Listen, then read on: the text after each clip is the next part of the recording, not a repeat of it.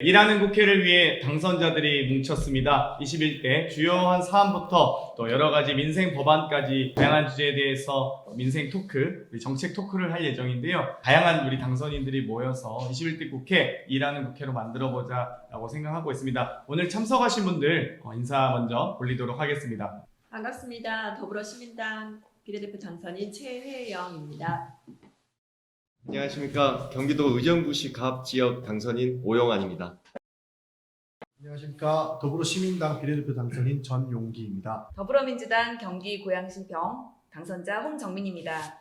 더불어민주당 경기도 의왕 과천 당선인 이소영입니다. 반갑습니다. 예, 저는 서울 은평갑 당선인 박주민입니다. 예, 저는 경기 용인시 정 당선자 이탄이라고 합니다. 반갑습니다. 네, 안녕하세요. 젊은 변화, 새로운 동대문 만들겠습니다. 서울 동대문을 당선자 장경태입니다. 네, 이렇게 우리 정말 다양한 각양각색의 8분의 당선자들이 모이셨습니다. 정말 옆에서 자꾸 웃기셔서 저도 말씀을 각양각색이라고 하셨죠. 네, 그래서 자꾸 발음을 못하는데요. 이렇게 다양한 분들이 모이셨어요. 특히나 또 열심히 일할 것 같은 화제의 또 당선인들도 많이 눈에 띄고요. 이런 분들이 어떻게 모이시게 되었는지 우리 의왕과천의 이소영 당선인의 설명 듣도록 하겠습니다. 네, 저희는 일하는 국회를 만들기 위해서 뭉친 21대 당선자들입니다. 다시 할게요. 본인이 그냥 3시간 걸리겠어. 왜 긴장을 해요? 네, 저희는 일하는 국회를 만들기 위해서 뭉친 21대 국회 당선자들입니다. 저희 모임의 이름은 아직 가칭인데요. 일하고 소통하는 국회를 만들겠다는 의미에서 일맥상통 모임으로 정했습니다. 저희가 생각하는 일하는 국회는 국회가 꼭 다루어야 할 우리 사회의 크고 작은 현안들을 세심하게 발굴하고 국민들과 소통하고 또 전문성과 실행력을 가지고 실제로 문제를 해결하는 국회입니다. 이런 국회를 만들기 위해서 현안과 일에 집중하는 실천들을 꾸준히 해나갈 예정입니다. 그 실천의 첫 번째 시작으로 오늘 양형개혁을 주제로 유튜브 방송을 하게 됐고요. 앞으로 다양한 현안들을 다양한 방식으로 다루고 해결해 나갈 예정입니다. 네, 정말 양형개혁, 우리가 일하는 국회 1탄을 우리가 준비하면서 이제 양형개혁이라는 주제를 잡았는데요. 사실 어렵고 대단히 좀 심각한 또 사회적 사안들도 있어서 여기에 대한 또 대단히 좀 자세한 전문가분을 모셨습니다. 바로 우리 이탄희 당선자님 모셨습니다. 일하는 국회 1탄 법원 개혁으로 준비를 했습니다. 지금 양형 문제가 아주 사회적으로 뜨거운 이슈고요. 특히 우리 N번방 사건, 또 최근에 이천 물류창고 화재 사건 등으로 인해서 법원의 양형이 다시 주목을 받고 있습니다. 자세한 설명 영상으로 만나보시겠습니다.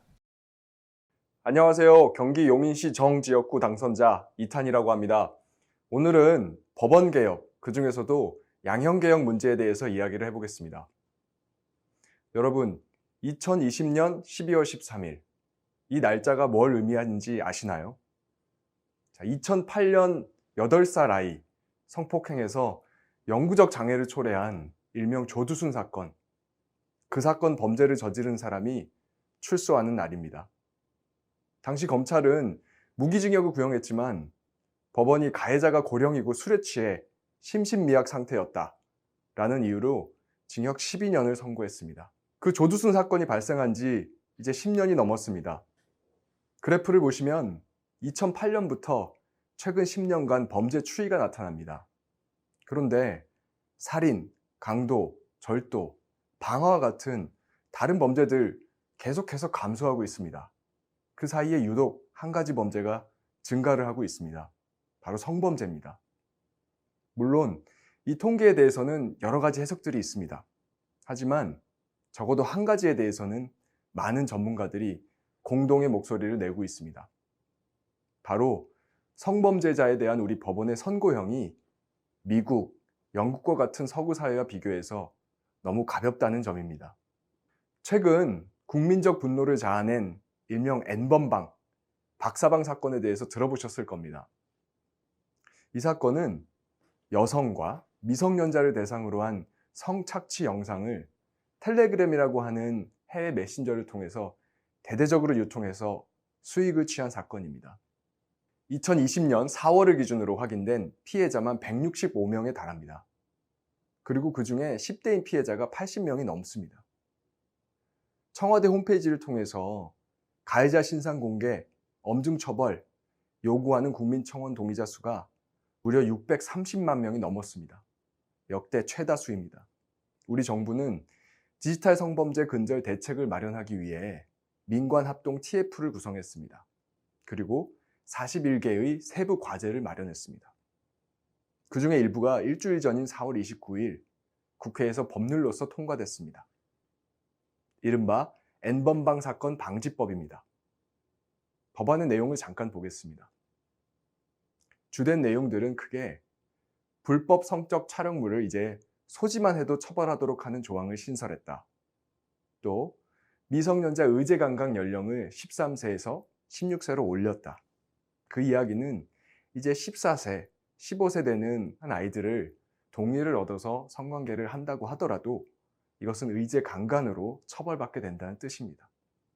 그리고 세 번째, 미성년자에 대한 간음추행죄, 공소시효가 배제되었고요. 성매매 피해 아동, 청소년을 피해자로 규정을 하고 보호할 수 있게 되었습니다.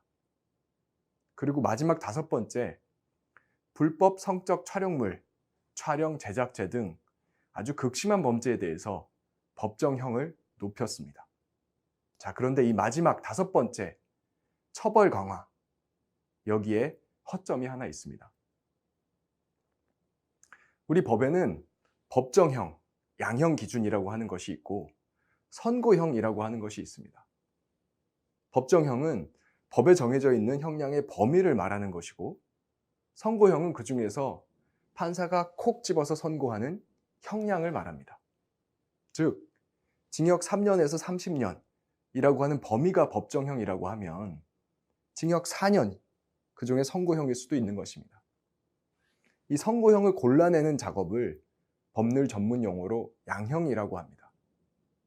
따라서 아무리 법정형을 넓혀 놓아도 판사가 이 양형 작업을 통해서 선택하는 선고형이 낮으면 엄벌하는 효과가 발생하지 않을 수도 있는 것이죠.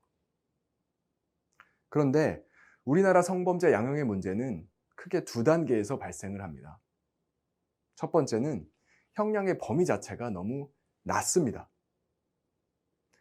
대표적인 예로 청소년 강간의 경우 우리나라는 양형 기준에서 허용되어 있는 최대 범위가 미국의 기준의 가장 낮은 범위, 절반이 채 되지 않습니다. 두 번째는 그 범위 내에서 판사들이 양형 작업을 통해서 선택하는 그 선고형, 이것도 굉장히 낮습니다. 최근에 문제가 된 아동 성폭력물의 경우에는 여성가족부 자료에 따르면 실형을 선고한 비율이 20%에 불과하다. 이런 자료도 있습니다. 결국 나머지 한 80%, 10명 중 8명에 해당하는 사람들이 집행유예와 벌금형을 받았다는 뜻입니다. 그래서 월스트리트 저널은 작년 말에 한국의 아동 음란물 범죄 처벌이 서구 사회에 비해서 너무 낮다라고 이례적으로 보도까지 하기도 했습니다. 이런 유사한 문제가 발생하는 영역이 또 한 가지 있습니다. 바로 노동자들의 목숨을 앗아가는 산업재해 사고입니다. 최근에 이천에서 발생한 물류창고 화재로 38명의 노동자들이 세상을 떠나는 아주 안타까운 일이 있었습니다.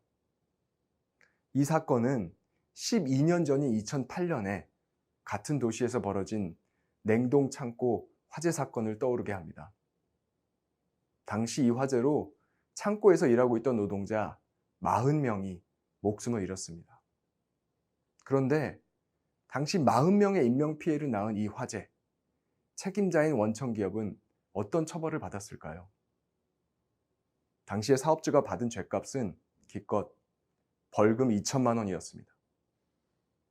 사망 1인당 50만 원에 불과한 금액입니다. 안전하고 깨끗한 환경에서 일할 권리는 법에 의해 보장되는 권리입니다.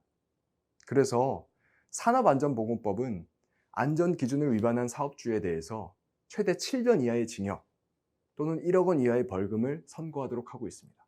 하지만 아까 말씀드린 것처럼 이것은 법정형, 처벌의 범위에 불과하고 실제로 선고되는 선고형은 집행유예 또는 벌금형에 그치는 경우가 대부분입니다. 2018년 자료를 보면 90%가 넘는 피고인들이 집행유예 벌금형을 받았다는 자료도 있습니다. 여러분, 화면에 450이라는 숫자가 있습니다. 이 숫자는 과연 무엇을 의미하는 걸까요? 한 언론 보도에 따르면 산업재해 사고 사망자 1명당 판사가 선고하는 벌금 선고 액수, 그것이 바로 평균 450만 원입니다. 금액을 가지고 비교하기는 나쁘끄럽지만 그래도 영국과 한번 비교를 해보겠습니다. 영국은 산재 사망 사고를 기업에 의한 살인으로 보고 있습니다. 그래서 사망 사고 한 건당 한 명이 돌아가시는 경우에 평균 벌금 액수를 7억 9천만 원 정도 선고를 하고 있습니다. 단순히 산술적으로 비교하자면 175배의 차이가 발생하고 있습니다. 제가 왜 작년 말 일간지 칼럼에 한국 사람의 가치는 도대체 얼마입니까? 라는 글을 썼는지 공감이 가지 않으시나요? 이러는 사이에 국내 산재 사고는 매일같이 반복되고 있고 우리나라는 아주 오랜 기간 동안 OECD 산재 사망률 최고 수준을 고수하고 있는 것으로 알려졌습니다. 안전조치를 하는데 드는 비용은 많은 비용이 들 수밖에 없습니다. 그런데 안전조치를 하지 않아서 사람이 죽었을 때 그 사업주에게 부과하는 벌금 액수가 안전조치 비용보다 훨씬 낮다고 하면 소위 말하는 경제적으로, 합리적으로 행동하는 사업주로서는 안전조치를 할 큰 이유가 없기 때문입니다. 따라서 이러한 산업재해 사고에 대한 솜방망 및 처벌을 개선하지 않으면 산재 사고를 줄이기는 어렵다고 생각합니다. 이쯤에서 저는 다시 한번 강조하고 싶습니다. 성범죄이든 산재 사고이든 범죄 엄벌을 위해서 우리가 관심을 가져야 할 부분은 법정형, 즉 선고의 범위뿐만이 아니라 판사가 선택하는 선고형, 구체적인 형량입니다. 법정형만 높여서는 다 해결되지 않습니다. 판사가 정하는 선고형, 이것이 바로 양형개혁의 핵심입니다. 우리 법원 조직법은 양형제도 운영의 목적에 대해서 이렇게 설시하고 있습니다. 국민의 건전한 상식에 부합하는 객관적이고 공정한 양형을 실현하기 위한 것이다. 그런데 현실은 어떤가요? 국민의 상식과 판사들의 양형은 엄청난 괴리가 있습니다. 이제 중요한 건 그럼 어떻게 해결할 것인가? 제도적인 대안을 내놓는 것이겠죠? 그것이 유권자들께서 저희들을 국회로 보낸 이유니까요. 지금까지 사회적으로 제시된 방안들은 크게 두 가지 유형으로 나뉩니다. 첫 번째, 형량 범위를 높이는 방안들. 두 번째 유형, 선고형 자체를 높이도록 유도하는 방안들입니다. 제가 제시하는 양형개혁법은 두 번째 유형에 속합니다. 자, 과연 어떤 방법들이 우리 법원의 양형에 있어서 실질적인 변화를 가져올까요? 12년 전 조두순 사건 발생 당시에 우리나라에 어떤 제도가 있었더라면 조두순의 출소일이 다가오는 올해 12월 13일이 아니라 국민들께서 납득할 만한 시기가 될 수 있도록 할 수 있었을까요? 지금부터 우리 동료 의원들과 함께 조금 더 깊이 있는 논의를 이어가 보겠습니다. 이번에 참 어렵고 무거운 주제인데요. 참 여기에 대해서 심도 깊은 또 설명을 해주셨던 것 같습니다. 이 양형개혁에 대해서 우리 이탄희 당선인 어떻게 또 추가적으로 말씀해 주시죠. 뭐 제가 사실 이제 이탄희 3법을 공약으로 내걸었고 그 중에 첫 번째가 양형개혁법인데요. 뭐 제 생각이 절대적으로 옳지는 않겠지만 제가 생각하는 올바른 방향은 이겁니다. 지금 우리나라는 판사가 선고를 할 때 이렇게 해요. 자, 피고인 이렇게 무죄라고 주장을 했는데 제가 보기엔 유죄입니다. 그리고 당신 형량은 징역 3년입니다. 이렇게 선고하거든요. 근데 그렇게 하지 말고 자, 피고인 내가 보기엔 유죄입니다. 오늘 유죄를 선고합니다. 그리고 형량은 지금부터 3개월 동안 전문가들, 과학자들, 그리고 피해자 유가족 의견을 들어서 충분히 논의를 해서 정하도록 하겠습니다. 3개월 뒤에 다시 법정으로 오세요. 그리고 나서 3개월 동안 전문가들과 과학자들이 위원회를 만들어서 판사에게 여러 가지 의견들을 제시할 수 있도록 하자는 거죠. 그렇게 절차를 나누면 지금의 판사들이 정하는 선고형보다는 훨씬 더 높은 형이 나올 거다. 그렇게 저는 확신합니다. 네, 확정 선고 전에 충분한 의견 수렴 절차가 추가되는 건데요. 또 우리 법조인 출신 당선자들이 많이 계십니다. 그래서 특히 우리 홍정민 당선자님 한번 어떤 의견을 갖고 계신가요? 네, 저도 오늘 논의된 것처럼 이런 중요한 사건에 대해서 솜방망이 처벌을 방지하기 위해서 법정형 외에 선고형까지도 이렇게 기속할 수 있도록 좀 조치를 취하는 거에 대해서 찬성을 하고, 그 관점에서 이제 약간 조금 더 충실하게 되게 하기 위해서 그냥 좀 개인적인 의견을 말씀드리면, 지금 우리 뭐 100%는 아니지만 일부 형사 범죄에 대해서 국민 참여 재판도 도입되어 있는데요. 거기 보면 이제 뭐 유무죄에 대한 의견 말고도 양형에 관한 의견도 뭐 한번 제시할 수 있게 돼 있고, 판사는 이를 존중해서 해야 된다고 이제 알고 있습니다.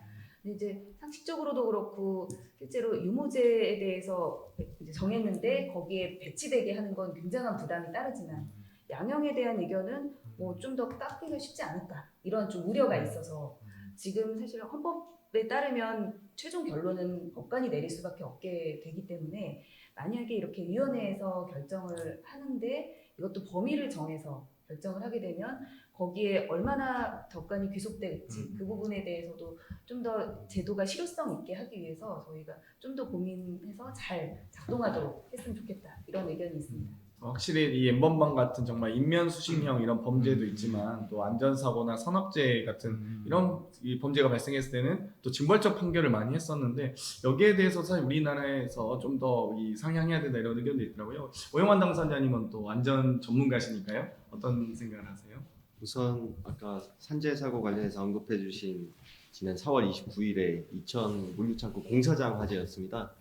우선 그 공사장에 12년 전과 마찬가지로 위험한 소재가 건축 자재로 계속 사용되고 있었던 것 자체가 이제 하나의 중요한 원인이고, 그 위험한 소재를 다룰 때 절대로 같이 해서는 안 되는 이제 화기 취급 작업들이 동시에 진행되고 있었다.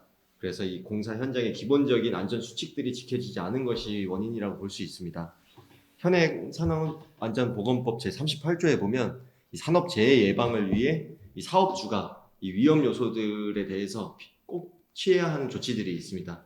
그 조치들을 하지 않았을 경우, 단순 위반의 경우에는 이제 5년 이하의 징역 또는 5천만 원 이하의 벌금, 그리고 이렇게 사망사고가 발생했을 때 이 방송에서 말씀해 주신 것처럼 7년 이하의 징역 또는 1억 원 이하의 벌금인데, 이 양형의 부분에 있어서 계속 벌금으로 계속 이렇게 판결이 나는 경우 때문에 근절이 안 되고 있다고 말씀을 해주셨습니다. 또 안전에 투자하는 비용보다 벌금이 더 적기 때문에 바뀌지 않는다. 경제 논리가 저변에 깔려 있다는 주장에도 저도 아주 깊게 동의합니다. 그 문제들을 해결하기 위해서는 해당 처벌을 위반 시에도 이제 5년 이상이라든지 징역이라든지 이렇게 하한선을 정하는 것이 이제 안전수칙을 준수함으로써 사고를 예방하는데 아주 큰 영향을 미칠 수 있다. 저는 그렇게 생각합니다. 그리고 사고 예방을 해야 하는 사업주들에 대한 그 본질적인 책임의 주체를 사업주 그리고 원청업자 이렇게 명확하게 규정을 함으로써 이 위험한 작업과 거기에 따르는 위험 그 책임 소재들을 하청업체에 떠넘기는 걸 반드시 근절해야 하고, 최저가 입찰 등을 통해서 이 무리하게 공기 단축을 하는 것이 자꾸 반복되는 사고 참사의 원인이기 때문에 그것을 방지하는 것이 필수적이라 저는 이렇게 생각합니다. 네, 사실 이 산재 관련된 재판의 상황을 좀 보다 보면 또 기업의 입장들도 있을 것 같거든요. 이소영 당선자님께서는 어떻게 보셨나요? 네, 저는 산업안전보건법을 기업들에게 자문하던 변호사였기 때문에 그 경험에 비춰서 좀 말씀을 드려보자면, 대부분의 산재 사고는 개인의 실수에 의해서 비롯된 거라고 하더라도 실질을 따져보면 개인의 문제가 아니라 시스템의 문제입니다. 기업들이 안전 관련된 설비에 돈을 적게 투자한다거나 아니면 뭐 공기를 단축하기 위해서 절차를 생략한다거나 안전관리 인원을 현장에 적게 배치한다거나 하는 이제 이런 원인에서 비롯돼서 그게 이제 개인의 실수를 통해 산재 사고가 되는 것이거든요. 그래서 결국에는 산재 사고를 줄이고 예방하는 것은 기업의 경영 의사결정을 바꾸는 것이고, 본질은 이제 돈을 더 어떻게 하면 쓰게 할 거냐라는 거라고 생각을 합니다. 그런 관점에서 생각해 보면 산업안전보건법을 위반해서 산재 사고가 발생했다. 그러면 기본적으로 기업인 법인에게는 벌금이 부과되고요. 그것도 지금 굉장히 낮은 수준이죠. 그리고 행위자, 실제 그 사고를 일으킨 사람과 법인의 대표자를 징역형 또는 벌금형으로 처벌을 하게 됩니다. 그런데 개인에 대한 처벌도 지금보다 당연히 강화돼야 되는 것이 맞지만, 사실은 기업의 입장에서 산재 사고를 예방하고 안전을 강화하기 위해 돈을 더 많이 쓰게 하기 위해서는 기업에 대한 처벌이나 제재가 강화돼야 되는 측면이 간과되면 안 될 것 같고요. 형사처벌의 측면에서는 기업에 부과되는 그 벌금의 양형이 지금보다 훨씬 더 많이 높아져야 되고, 또 그 다른 법률에도 몇 가지 사례가 있지만 예컨대 매출액의 일정 비율 몇 프로를 과징금으로 부과하는 그런 이제 엄중한 과징금 부과도 도움이 될 수 있고요. 또 기업들이 가장 두려워하고 무서워하는 것은 사업장 폐쇄나 아니면 조업 정지처럼 영업 활동을 아예 못하게 되는 그런 행정 처분을 굉장히 두려워합니다. 그래서 이런 행정적인 조치들을 강화하는 것도 저는 산재 사고 예방에 큰 도움이 되기 때문에 양형하고 같이 좀 고려되면 좋을 것 같습니다. 사실 이게 양형만큼이나 또 중요한 게 또 입법 과정에서의 처벌 규정을 어떻게 이제 명시할 거냐인데, 사실 우리 박주민 당사자께서는 아무래도 산업안전보건법에 대한 처벌 규정을 저희가 상향한다, 뭐 낮추다 이 논쟁이 좀 있었잖아요. 그 과정에서 좀 혹시 소개하실 일화가 있을까요? 사실 이번에 이제 많은 어려움을 통해서 산업안전보건법의 일부 개정을 이뤘죠. 그러니까 소위 말하는 김용균법이라고 해가지고. 근데 이제 그 과정이 그렇게 속된 말로 나이스하지 않았어요. 그러니까 김용균님의 어머님이 정말 노력을 많이 하셨습니다. 그 국회 각 의원실을 찾아 다니신다든지 또는 여러 가지 이제 그 어떻게 소위 말하는 투쟁이라는 걸 하셔가지고 도저히 이것을 외면하면 이게 인간으로서 할 수가 없다 정도의 그런 처절한 싸움을 하셔가지고 조금 개정이 된 거거든요. 그 향후에도 아마 이제 개정 작업을 하게 되면은 그렇게 쉽진 않을 거예요. 왜냐하면 여러 가지 이유로 반대하는 분들이 분명히 계시거든요. 20대 때 경험에 비춰봤을 때. 그런 것들을 좀 잘 설득해 가면서 작업하는 게 좀 필요하지 않을까 생각됩니다. 아무래도 이제 뭐 김용균법, 세월호법, 또 혹시나 이런 어떤 사회적 참사에 대한 어떤 처벌 규정을 상향시키는 것들이 방금 이세윤 당사자께서 얘기하셨 그 어떤 기업의 경영을 위축시킬 수 있다. 항상 이런 반대의 논리들이 있잖아요. 이런 부분들이 참 특히 산업 관련된 법안을 입안하는 과정에서 많은 또 어려움이 있으셨을 것 같아요. 근데 뭐 사실 이게 따지고 보면 이렇게 되는 거거든요. 그러니까 우리나라 큰 기업들의 경우에는 비용이나 책임은 다 사회로 돌리고 이익은 본인들이 가져가고 한다 그러잖아요. 그러니까 분명히 이제 산업재해가 발생하게 되면 굉장히 많은 사회적 손실을 발생시킵니다. 근데 그 손실을 자기네들은 거의 부담하지 않고 사회적으로 돌리고 이익은 자기네들이 가져가려는 방식이에요. 근데 그런 식으로 문제를 해결하고 사회를 더 끌고 가는 게 불가능하다고 저는 보여지고요. 당연히 이익을 누리는 쪽이 비용이든 책임이든 져야 된다고 생각을 합니다. 실제로 선진국들이 그렇게 많이 하고 있고요.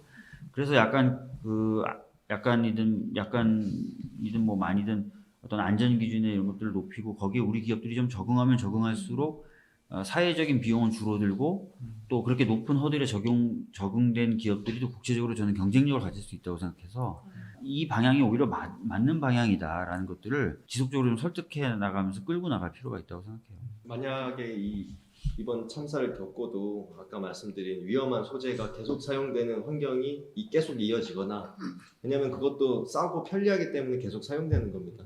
그것도 분명히 쓰지 말자는 의견들이 계속 주장되어 왔지만 계속 그 경제성과 편리성 때문에 통과되지 못했던 부분이고, 이런 처벌의 책임, 그런 기업의 책임자를 처벌을 해야 됩니다. 그렇지 않고 자꾸 이 벌금, 아주 소액의 벌금으로, 그것도 우리 이 참사 이후에 사회적 비용을 그런 책임자가, 원청업자, 사업주가 부담하지 않음으로써 이런 법이 바뀌지 않는다면 이 참사는 또다시 되풀이될 거라고 저는 그렇게 판단합니다. 반드시 이번만큼은 되풀이되는 걸 막기 위해서 바뀌어야 한다. 그 말씀은 실제로 보면 경제적인 측면에서 그냥 안전기준 위반하는 게 훨씬 이익인 경우가 많은 거예요.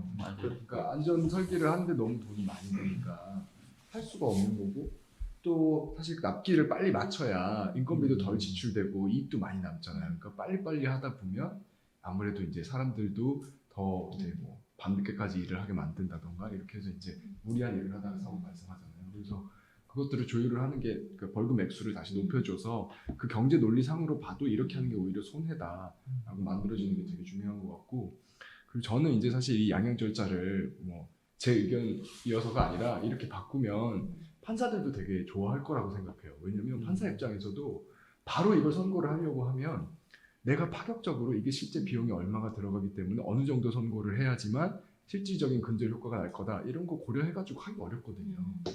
그래서 이걸 차라리 시간을 주고 판사도 전문가들이 많이 참여해서 전문가들이 의견을 내고 그 의견을 받아서 결정을 하면 자기도 어떻게 부담을 덜 수 있지 않나. 그게 저는 이게 재난 문제도 중요하긴 하지만 예를 들어 뭐 성범죄 같은 경우에는 우리가 사실 뭐 형량이 다 끝나고 난 다음에 출소하고 나서에 대한 사후 조치가 지금 우리는 부족해요. 그래서 그런 것들을 좀 정하실 때 법 안에 사후 관리에 대한 조치, 방안 이런 것들을 좀 함께 넣어서 하면 더 좋지 않을까라는 생각이 들어요. 좋은 생각. 지금 보면 약간 그 다른 얘기를 같이 하는 부분이 좀 있어서 예를 들어서 지금 산업재해 같은 경우는 주로 산업재해가 이렇게 반복되는 이유가 경제적인 부분인 거고 양형이 약해진 것도 판사들이 그 이미 이제 개념적으로 포섭돼 있다 그럴까요? 그래서 본인의 판단에 의해서 경제가 위축될 수 있다는 두려움을 많이 갖고 있대요. 그래서 누가 강요하는 게 아니라 본인이 나라 경제를 위해서 자기가 그렇게 판단해 주는 거예요. 특별하게 뭐 뇌물을 받는다거나 이런 게 아니라. 근데 약간 그래서 그런 인식 구조 개선이나 아니면 전문가들이 외부 전문가들이 좀 참여해서 그런 걸 보정해 줄 필요가 있고 성범죄 같은 경우 처벌이 이제 양형이 약해진 이유는 보통 이제 어떻게 보면 남성에게 관대한 이런 성인식이라든지 성인지 감수성이 부족한 부분이라든지 이런 것에서 비롯되는 측면이 있거든요. 근데 그런 것도 사실은 저는 그러니까 외부에서 전문가가 좀 들어와서 얘기를 해주면서 보정을 좀 해줄 수 있으면 상당히 좀 효과가 있을 거라고 생각을 해요. 뭐든지 예방 차원이 중요하거든요. 사고도 마찬가지겠지만 성범죄 역시도 재발을 방지하는 것이 먼저여서 그런 거 교육이나 이런 것들도 중요하다고 봐요. 저도 같은 입장인데 이제 아까 산업재해 같은 경우에는 이 처벌이나 그런 것도 중요하지만 지금 계약 구조 자체가 굉장히 불공정한 것 같아요. 그러니까 만약에 공기를 단축한다 그럴 경우에 그 이유가 뭐 지연된 손해는 다 이렇게 을에게 다 떠넘겨지는 방식이기 때문에 그런 것 같고요. 그런 부분을 좀 원천적으로 좀 계약 관계를 공정하게 하는 걸로도 상당히 해결할 수 있다고 저는 생각이 듭니다. 사고가 나는 게 네. 공기를 단축하기 위해서 무리해서 네. 이번에도 용접 작업과 그런 위험한 소재가 동시에 사용된 게 12년 전과 거의 똑같다는 뜻이에요.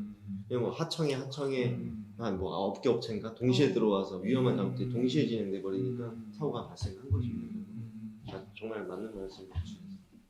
최근에 그리고 또 이천에 제가 어제 갔다 왔는데 이번에 보니까 외국인 노동자분이 또 많이 희생을 당하셨더라고요. 그러니까 그분들의 경우에는 또 법에 또 사각지대에 있는 것 같아요. 덜 보호해도 된다는 인식이 좀 있는 것 같은 느낌이었어요.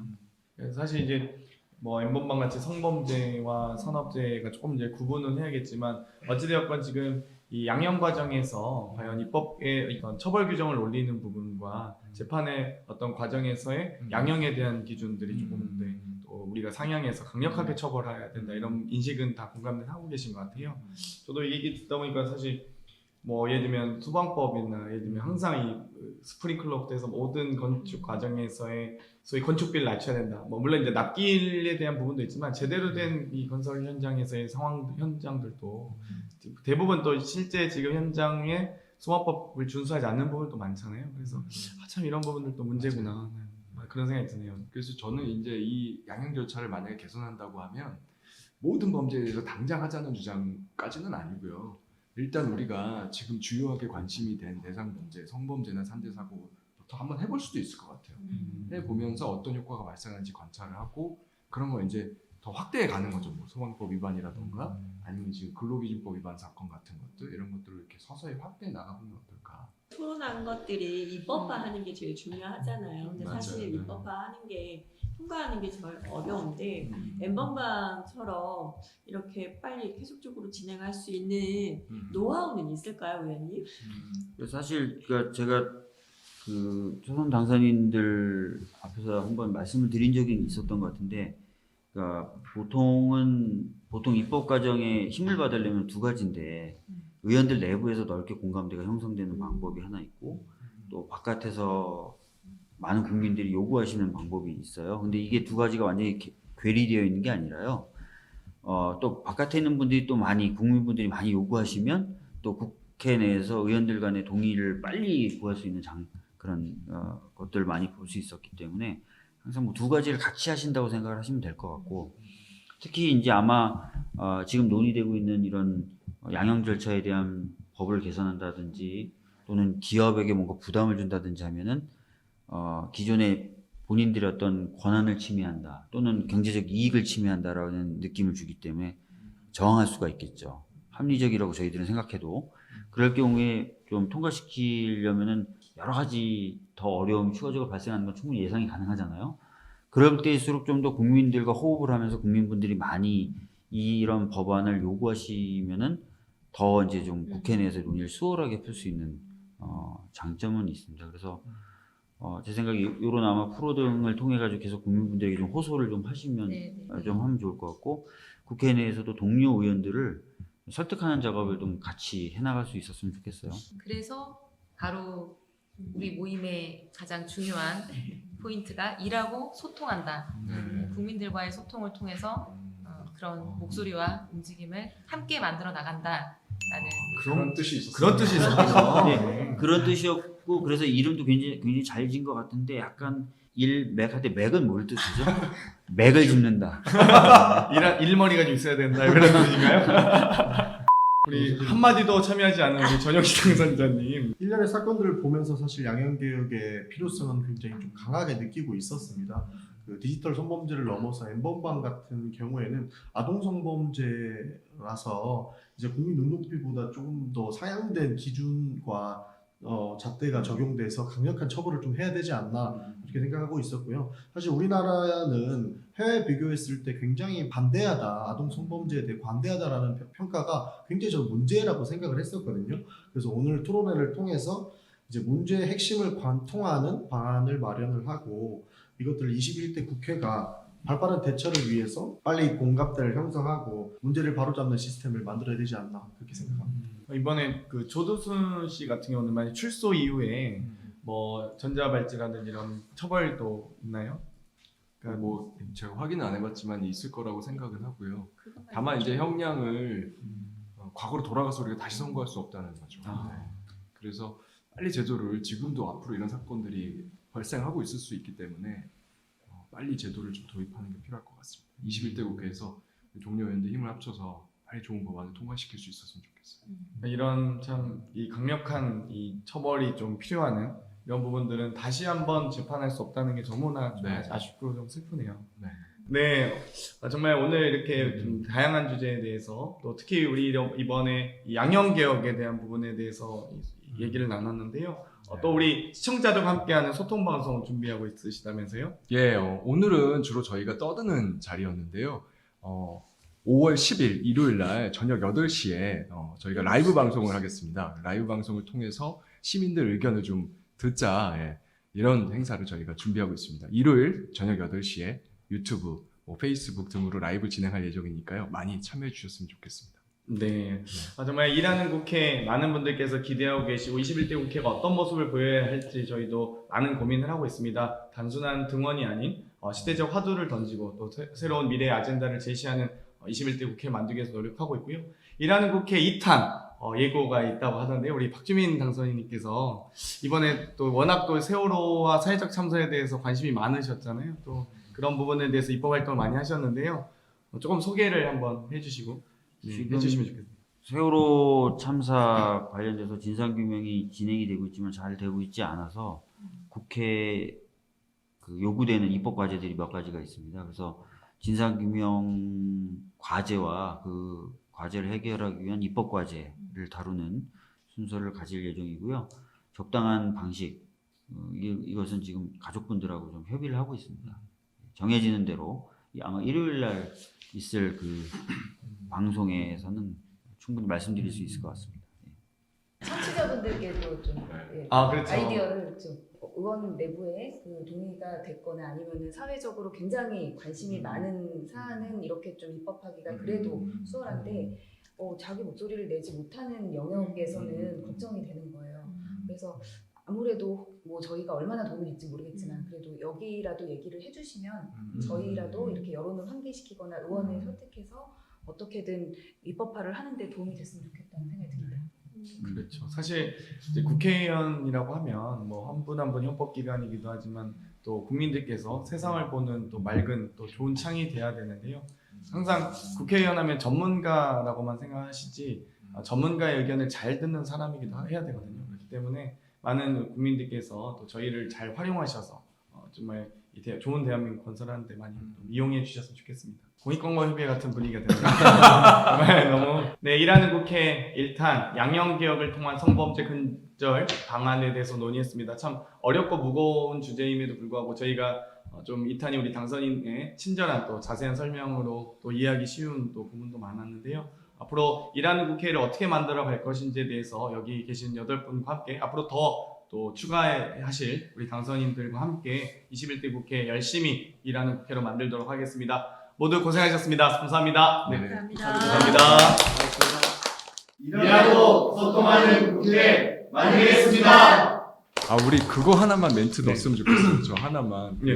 오늘 저희가 일단은 8명이 먼저 시작을 했는데요. 이게 뭐 특별한 의미가 있다기보다는 저희가 삼삼오오 모이다가 보니까 자연스럽게 이렇게 됐고요. 더 좋은 주제들 많이 준비를 하고 있으니까요. 관심 있는 당선인들 많이 참여하셨으면 좋겠습니다. 그러면 국민들께서 더 든든해 하실 것 같아요.